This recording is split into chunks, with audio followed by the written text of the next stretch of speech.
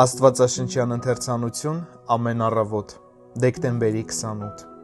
Եվ այն կյանքը, որ այժմ ապրում եմ մարմնով, Աստծո որդու հավատով եմ ապրում։ Գաղատացիներին 2:20 Երբ Տերն անցավ մեր կողքով ու տեսավ մեզ մահացու մեղքերի մեջ, նա ողորմածությունից դրդված արտաբերեց. ապրեք։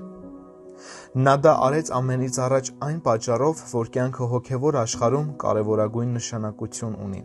իսկ առանց դրա մենք ի վիճակի չենք մասնակից լինելու սրբերի ժառանգությանը։ Կյանքը, որի վերուստ ուղարկվում է հավատացյալներին շնորհքի միջոցով, իրենց դարձի գալու պահին այլ բան չէ, քան Հիսուս Քրիստոսի կյանքը։ Բնի միջոցով եկող փայտահյութի միջոցով այն լցվում է նրա ճյուղերի մեջ, կենդանի կապ ստեղծելով մեր հոգիների և Քրիստոսի միջև։ Հավատն այն շնորհքն է, որ ձևավորվում է այդ միությունը։ Այն պարանոցն է, որ եկեղեցին միացնում է իր փառավորյալ գլխին։ Հավատը կապ է ու նրանով է։ Մեր միությունը գլխի հետ ամուր, պարանոցի միջոցով գործն է եկեղեցու։ Քրիստոսին է կապված հանգույցով ամուր։ Հավատն ամուր կառչած է Հիսուս Քրիստոսից։ Նա գիտի նրա արժանիքները և մեծությունը,